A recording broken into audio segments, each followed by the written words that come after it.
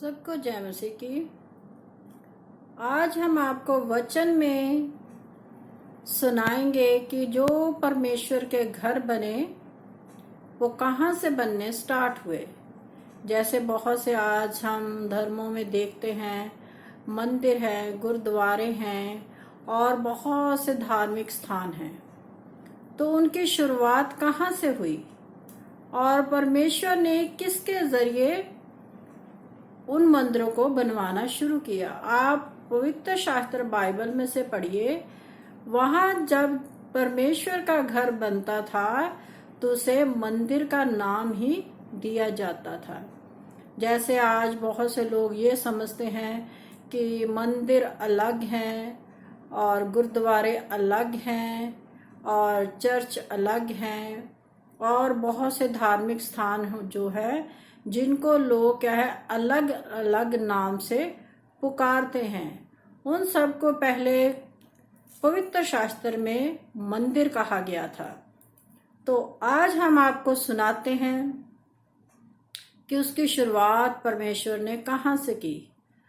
जब मूसा नबी इस धरती पर आए, जब परमेश्वर ने मूसा नबी को अपने लिए चुना, तो मूसा नबी के जरिए परमेश्वर ने इन मंदिरों को बनाने की व्यवस्था की।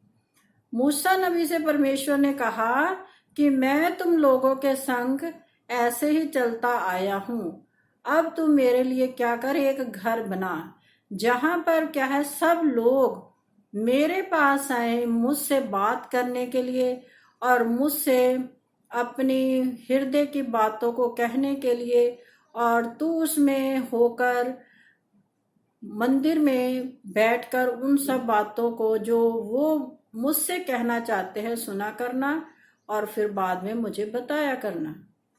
तो ऐसा परमेश्वर यहोवा ने मूसा नबी को हुक्म दिया और मूसा नबी ने क्या, उस हुक्म को पूरा किया। उसने लोगों में जाकर प्रचार किया कि यहोवा परमेश्वर चाहता है कि मैं तुम्हारे संग संग ऐसे ही चलता रहा। कभी मैंने धुएं में से होकर तुमको दर्शन दिया, कभी मैं बादल के समान तुम पर अपनी छाया बनाए रखता था, कभी मैं आग में से होकर तुमको दर्शन दिया करता था। लेकिन अब क्या है कि मैं एक ऐसी जगह चाहता हूं जहां क्या है मैं मनुष्यों के साथ बातचीत करूं। तो फिर मूसा नबी ने जब ये प्रचार किया तो लोगों ने उससे पूछा कि यहोवा परमेश्वर क्या चाहता है। तो मूसा नबी ने उनको बताया कि यहोवा परमेश्वर ये चाहता है कि एक ऐसा पवित्र स्थान हो जिसमें सब लोग आकर मेरे संग बातचीत करे। तो वहां से शुरुआत हुई ये सब जो हम धार्मिक स्थानों को देखते हैं उनकी। और जो धार्मिक स्थान बने वो क्या है, पहली शुरुआत मूसा नबी के द्वारा हुई और उसके बाद आप देखिए कि बहुत से प्रभु के दासों ने भी वो सब धार्मिक स्थानों को बनाया। और जैसे हम वचन में पढ़ते हैं, एजरा नबी के मन में बहुत उमंग थी, एक आस थी कि मैं जो परमेश्वर का घर टूट चुका है उसे भी बनाऊं। और दाऊद बादशाह के मन में भी ऐसा ही उठा कि मेरा परमेश्वर जो तंबुओं में रहा करता है, मैं उसके लिए कि एक ऐसा घर बनाऊं कि जो अच्छा हो। लेकिन क्या है, दाऊद बादशाह ने सपना जरूर देखा लेकिन पूरा किसने किया, उसके पुत्र सुलेमान ने उसके सपने को। क्योंकि हम वचन में आपको पढ़कर सुनाएंगे कि दाऊद बादशाह उस भवन को क्यों नहीं बना सके। पहले परमेश्वर ने ये ईंट गारे के घर नहीं बनवाए, मूसा के समय उन्होंने तंबू का घर बनाया और जो भी उसकी लंबाई थी, चौड़ाई थी और जितने उसके खन बनने थे और जो उसमें चीजें रखने थी, वो सब क्या है मूसा नबी को परमेश्वर यहोवा ने बोलकर बताई। और मूसा नबी ने जैसा नमूना परमेश्वर ने उसको दिया वैसा ही सब कुछ बना दिया। और लोगों के मन में बहुत चाह थी कि हम परमेश्वर के घर को बनाएं। जैसे आज भी बहुत से लोगों के मन में ये चाह रहती है कि हम परमेश्वर के घर के लिए कोई कार्य करें, परमेश्वर की सेवा के लिए। और जिसके पास बहुत धन होता है वो धन के द्वारा परमेश्वर की सेवा करते हैं, जिनके पास धन नहीं होता वो अपने शरीर के द्वारा मजदूरी करके परमेश्वर की सेवा करते हैं। सेवा का शौक हर एक इंसान के हृदय में हमेशा होता है, लेकिन कुछ लोग उस शौक को पूरा करते हैं और कुछ लोग नहीं करते। जैसा हम आपको वचन में भी पढ़कर सुनाएंगे कि जब मूसा नबी ने ये तंबू का घर परमेश्वर के लिए बनाना शुरू किया तो लोगों ने क्या किया कि उनके पास इतना इकट्ठा कर दिया कि मूसा नबी को ये कहना पड़ा अब बस। और औरतों ने अपने जेवर दिए और सोना चांदी और जो भी परमेश्वर के घर के लिए चाहा उससे बढ़कर ही सब लोगों ने दिया, क्योंकि उनके मन में ये एक था कि ये परमेश्वर का हुक्म है। परमेश्वर चाहता है कि एक ऐसा पवित्र घर बने जिसमें उसका वास हो। तो आज हम आपको वचन में पढ़कर सुनाएंगे कि जब मूसा नबी के द्वारा वो परमेश्वर का घर जो पुराने नियम में तंबू कहलाता था वो कैसा बनकर तैयार हुआ और कैसे लोगों ने उनके लिए काम किया और कैसा सामान जो उसमें लगना था वो सब लोगों ने कैसे दिया। तो इसे हम पढ़ते हैं।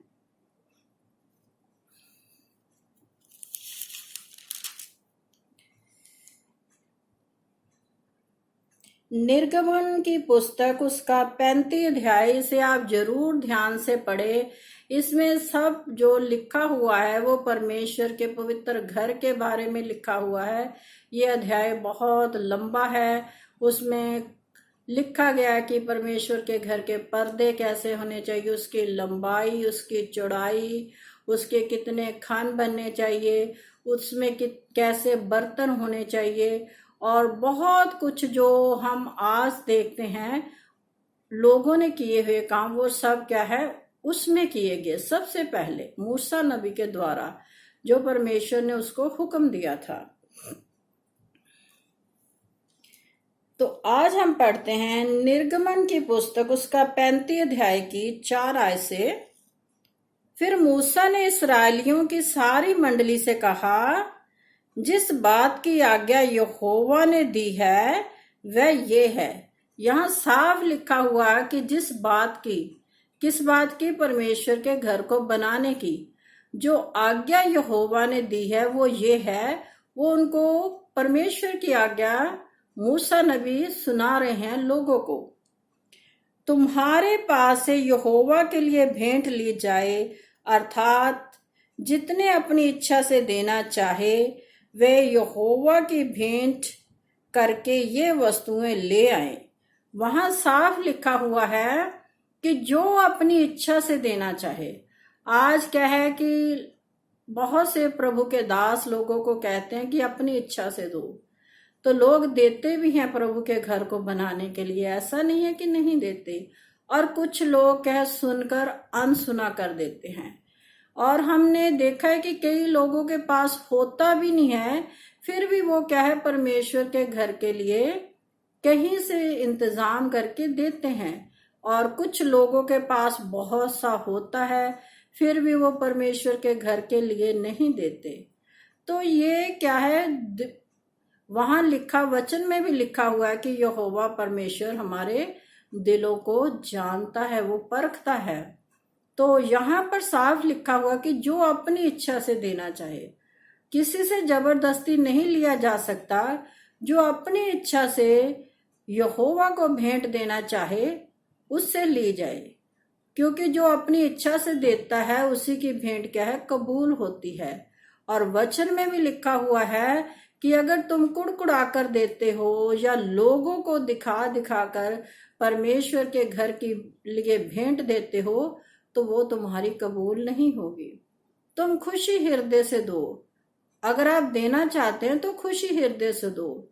ये नहीं कि आपने दिया तो कुछ है नहीं और लोगों में कहते रहते हो कि हमने तो परमेश्वर के घर के लिए बहुत कुछ दिया है। तो इस बात के लिए परमेश्वर आपको दंड देगा जो वचन में लिखा है। जो झूठी बात फैलाता है, लोगों से झूठा आदर मान पाने के लिए झूठी बातें सुनाता है। तो यहाँ पर लिखा हुआ है कि परमेश्वर ने क्या क्या मांगा उन लोगों से, अर्थात सोना, चांदी, पीतल। यहाँ पर साफ लिख दिया है सोना और चांदी और पीतल, नीले, बैंगनी और लाल रंग का कपड़ा, और जो पर्दे थे वो भी लिखे हुए हैं। और वहां पर लिखा हुआ है उजियाला देने के लिए तेल, अभिषेक का तेल और धूप के लिए सुगंध द्रव्य और सुलेमानी मणि के जकड़े हुए लिए मणि। यहाँ पर लिखा हुआ है कि जो स्टोन्स होते हैं उनको भी परमेश्वर ने मांगा उन लोगों से। तो वचन में आप इस पूरे अध्याय को ध्यान से पढ़िए तो आपको पता चलेगा परमेश्वर लोगों से मांग करता है अपने घर के लिए।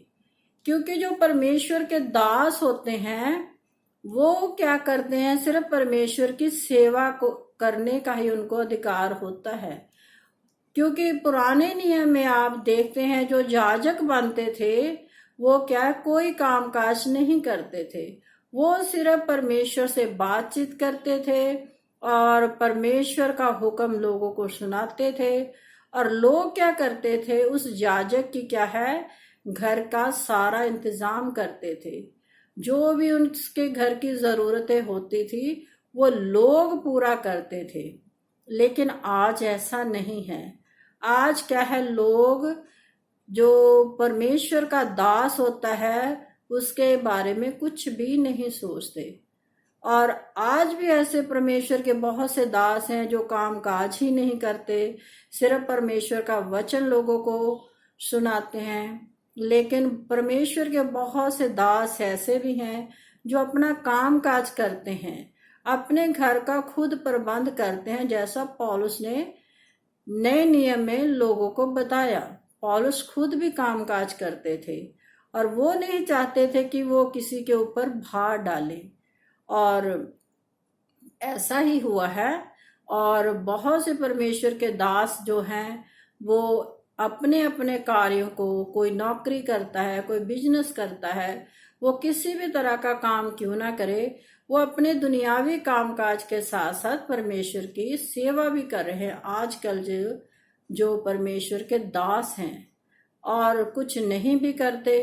तो कहने का भाव ये है कि अगर पुराने नियम के अनुसार देखा जाए, अगर प्रभु के दास काम नहीं करते तो कलीसिया का, लोगों का ये फर्ज होता है कि उनके घर की जरूरतों को पूरा करे। लेकिन आज ऐसा नहीं है। लोग इस बात को भूल चुके हैं, पुराने नियम को भूल चुके हैं। जो उसमें व्यवस्था थी, जो उसमें कायदे कानून थे, उनको भी क्या है, भूल चुके हैं।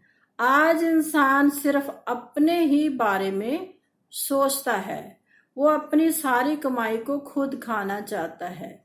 ना तो वो परमेश्वर के घर के लिए देता है और ना ही किसी परमेश्वर के दास की किसी भी तरह से कोई जरूरत को पूरा करता है, और ना ही जो परमेश्वर ने हुक्म दिया हुआ है वचन में कि तू अपने भाई बहनों की या कलीसिया की मदद कर, ऐसा कोई भी इंसान नहीं कर रहा। क्योंकि परमेश्वर ने वचन में साफ लिख दिया है कि जिसके पास बहुत है उसे और दिया जाएगा, और जिसके पास नहीं है उससे वो भी छीन लिया जाएगा। क्योंकि अगर आपके पास है, आप देते नहीं हो तो आपको भी कुछ नहीं मिलेगा, आपसे वो सब क्या है, छीना जाएगा। क्योंकि परमेश्वर ने अगर आपको दिया है तो आप उसे बांटिए। और वचन में यहाँ तक भी लिखा हुआ है कि जो बहुत धन क्या है बिखारता है, उड़ा देता है, उसको और दिया जाता है, और जो अपने धन को कंजूसी से रखता है अपने पास, उससे क्या है, वो भी ले लिया जाता है। ऐसा ही होता है बहुत बार कि कुछ लोगों के पास बहुत सा धन होता है और वो क्या करते हैं, परमेश्वर के घर के लिए और भलाई के कार्यों के लिए उस धन को इस्तेमाल करते हैं। तो परमेश्वर उनको क्या करता है, और देता जाता है। उनकी कमाई में बरकत, आशीष ढेलता जाता है, ताकि वो और भी भलाई के कार्य करे। और एक मनुष्य ऐसा होता है जिसके पास है लेकिन वो खर्च नहीं करता, कुछ भी नहीं, तो उसके पास वो भी नहीं रहता, वो ऐसे ही उड़ जाता है किसी भी तरह से। तो किसी दिन हम आपको वो कहानी सुनाएंगे दो मनुष्यों की, कि जिसके पास बहुत था, उसने वो धन परमेश्वर के घर के लिए बिखरा दिया, दे दिया, और जिसके पास था उसने वो लुका कर छुपा कर रख लिया, और उस धन का क्या हुआ। तो आज के वीडियो में हमने यही बताया कि जो परमेश्वर के घर बनने शुरू हुए वो कहाँ से बनने शुरू हुए, मूसा नबी के द्वारा। आज आप देखते हैं कि बहुत से परमेश्वर के घर बन चुके हैं और परमेश्वर उनमें वास भी रखता है। जैसे सुलेमान बादशाह ने जब परमेश्वर का घर बनाया तो उसने प्रार्थना की कि परमेश्वर मनुष्य के बनाए हुए घर में कैसे प्रवेश कर सकता है। लेकिन प्रभु यीशु मसीह यहोवा परमेश्वर ने, आप देखिए, दाऊद से वादा किया था कि मैं तेरे घर में रहूंगा, तो उस वादे को परमेश्वर ने पूरा भी किया। जो सुलेमान बादशाह ने परमेश्वर का घर बनाया, मंदिर बनाया, तो उसमें उसका वास भी हुआ। वो पुराने नियम में आप पढ़ सकते हैं, उसमें लिखा हुआ है कि वो मंदिर जो था वो धुएं से भर जाता था, और उस धुएं में से होकर परमेश्वर की आवाज निकलती थी जो लोगों से बातचीत करती थी। लेकिन इस वाचा को परमेश्वर ने जो दाऊद के साथ बांधी थी कैसे पूरा किया, प्रभु यीशु मसीह ने इस धरती पर आकर उसने प्रार्थना की थी कि मनुष्य के हाथ के बनाए हुए घर में तू कैसे रह सकता है, क्योंकि वचन में लिखा हुआ है कि जो आसमान है वो तेरा सिंहासन है और जो पृथ्वी है वो तेरे पांव की चौकी है। उसने कहा फिर मैं तेरे लिए कैसा घर बना सकता हूँ। लेकिन जब प्रभु यीशु मसीह इस धरती पर आए तो उन्होंने दुनियावी बनाए हुए हाथ के घरों में वास किया और अपना वादा पूरा किया जो उसने दाऊद बादशाह के संग किया था। ऐसा है हमारा परमेश्वर प्रभु यीशु, जो अपने वादों को पूरा करने वाला परमेश्वर है। और किसी दिन हम आपको वीडियो में आपको सुनाएंगे कि जो दाऊद बादशाह था वो परमेश्वर का घर क्यों नहीं बना सका, और जो सुलेमान बादशाह था जो उसका पुत्र था उसने कैसे परमेश्वर के घर को बनाया। और एजरा की कहानी भी हम आपको सुनाएंगे कि एजरा के दिल में परमेश्वर के घर को बनाने की कितनी चाह थी। जैसे आज भी हमारे मनों में परमेश्वर के घर को बनाने की बहुत सी चाह होती है और परमेश्वर हमारी चाहत को पूरा भी करता है। ये हमने अपने जीवन में पाया। हमारे जीवन में बहुत बड़ी एक चाह थी कि हम परमेश्वर का घर बनाएं। जब हम चर्च में जाते थे, जो हमारे पास चर्च था वो बहुत पुराना था। वो लोग कहते हैं कि अंग्रेजों के टाइम का वो चर्च था, जहां पर अंग्रेज लोग आकर रहते थे और प्रचार करते थे। वो ईंट गारे का बना हुआ था, वो ऐसा कच्चा सा घर था। लेकिन हमारी प्रार्थना हमने शुरू की और वर्षों लग गए परमेश्वर के उस घर को बहुत सुंदर बनाने में। और वर्षों के बाद प्रभु ने हमारी प्रार्थना को सुना और आज प्रभु का वो घर बहुत सुंदर, बहुत बड़ा बनकर तैयार हो चुका है। बेशक उसे बनाने में बहुत समय लग गया, लेकिन क्या है, परमेश्वर अपने बच्चों की हर मनोकामना को, इच्छा को पूरा करता है जो वो अपने मन में रखते हैं। क्योंकि वचन में लिखा कि हर एक बात का एक समय है। और हम भी यही सोच रहे थे कि हम तो परमेश्वर का घर नहीं बना सके, लेकिन हमारे बच्चों को जब परमेश्वर कामयाब कर देगा तो हमारे बच्चे उस घर को बनाएंगे। हमारे मन में भी यही इच्छा थी, लेकिन मेरे प्रभु यीशु मसीह ने हमारे जीवन में इतना बड़ा अद्भुत कार्य किया कि उन्होंने वो घर ऐसे दो भाइयों के जरिए बनवा दिया कि जो कोई आम इंसान नहीं कर सकता। उन्होंने बहुत सा धन परमेश्वर के घर के लिए दिया, जिसके लिए परमेश्वर उन्हें बहुत सी बरकत और आशीष से नवाजेगा, क्योंकि उसका वादा है। वो देने वाला परमेश्वर है, वो हमें देता है। उन्होंने परमेश्वर के हुक्म को पूरा किया कि दिया करो तो तुम्हें भी दिया जाएगा। उन्होंने परमेश्वर के घर के लिए दिया, और परमेश्वर हम जानते हैं उनको दुगना चुगना करके वापस भी करेगा। तो सबको जय मसीह की।